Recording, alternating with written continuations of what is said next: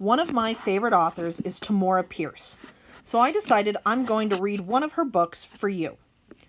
When I read, I try to visualize what's happening in the book. So for this, I'm going to draw out what I visualize.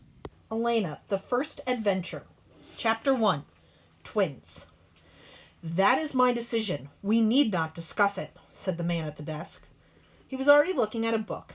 His two children left the room, closing the door behind them. "He doesn't want us around," the boy muttered. "He doesn't care what we want." "We know that," was the girl's answer. "He doesn't care about anything except his books and scrolls." The boy hit the wall. "I don't want to be a knight. I want to be a great sorcerer.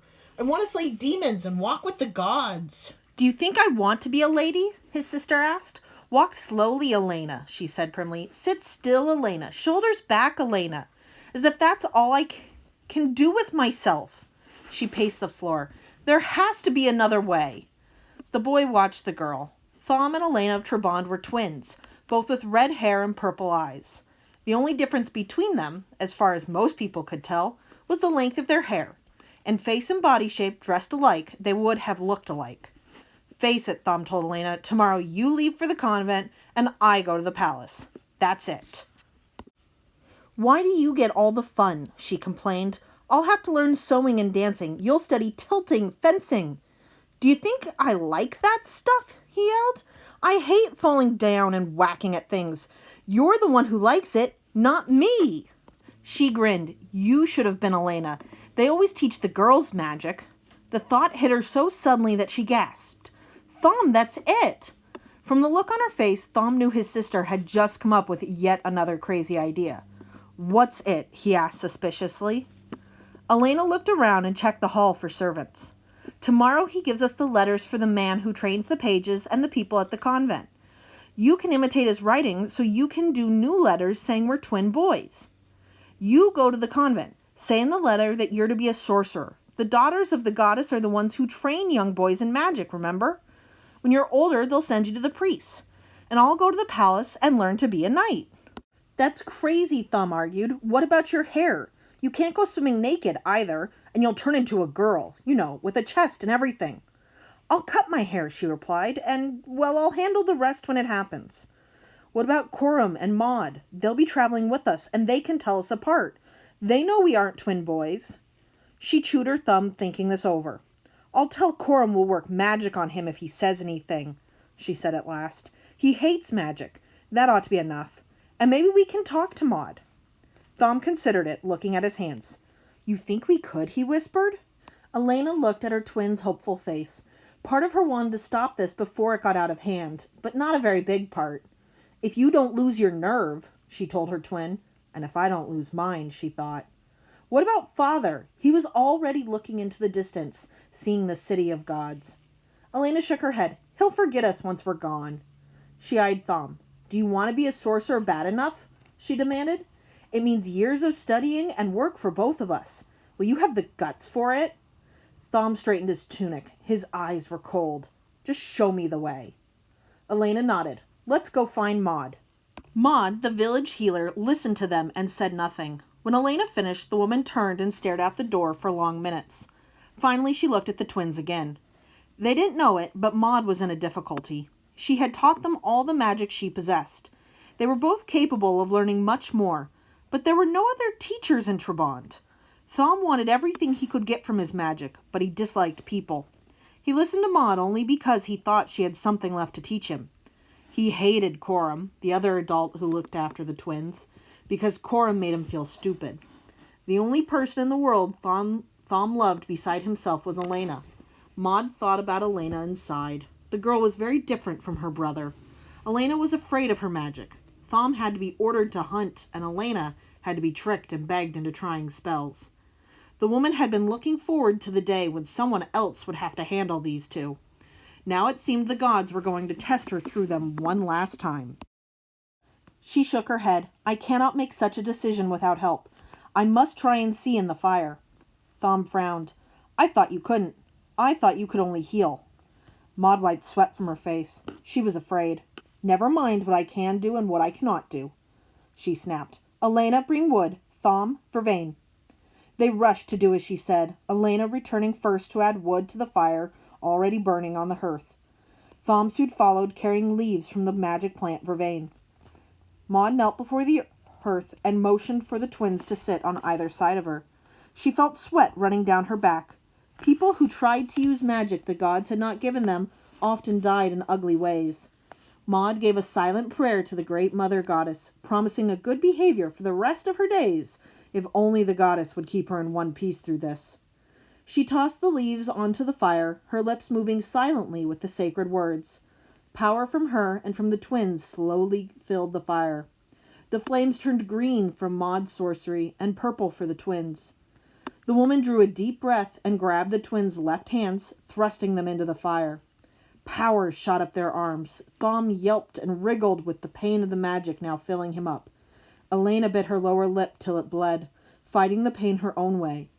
Maud's eyes were wide and blank as she kept their intertwined hands in the flames.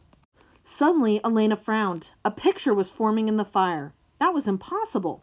She wasn't supposed to see anything. Maud was the one who had cast the spell. Maud was the only one who should see anything. Ignoring all the laws of magic Alanna had been taught, the picture grew and spread. It was a city, made all of black, shiny stone. Alanna leaned forward, squinting to see it better.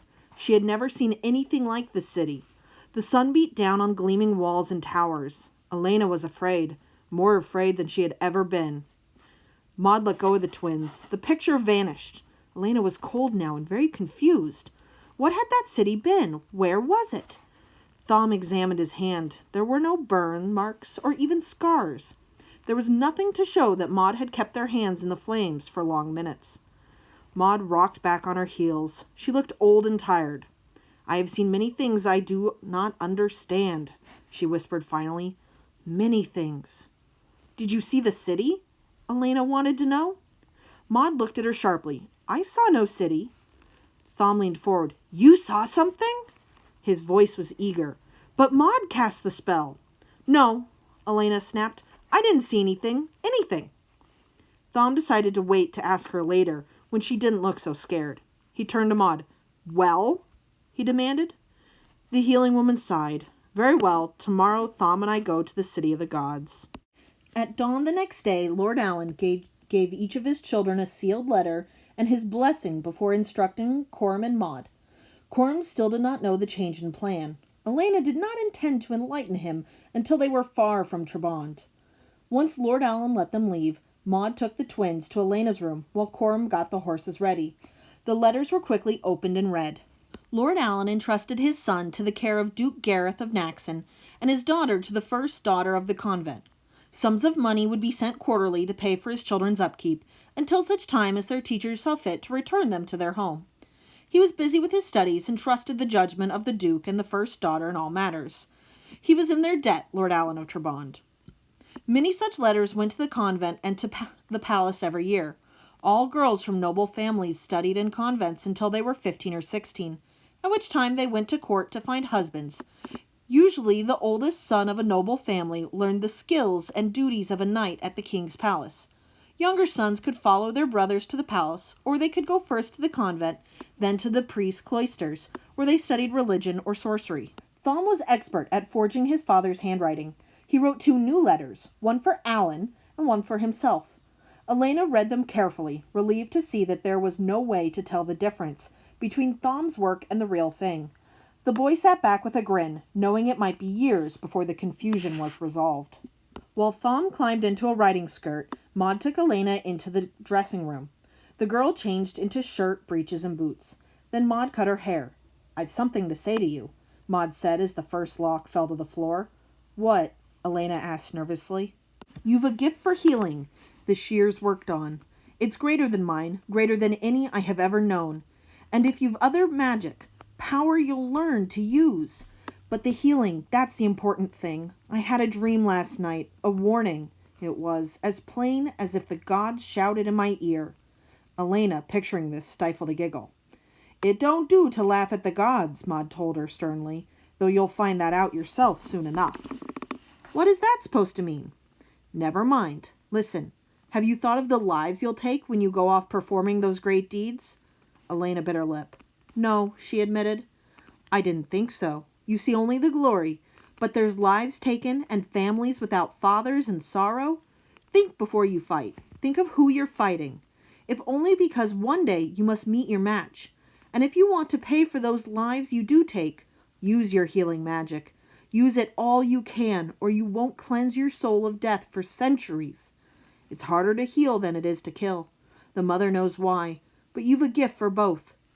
Quickly she brushed Elena's cropped hair. Keep your hood up for a bit, but you look enough like Thom to fool anyone but Coram.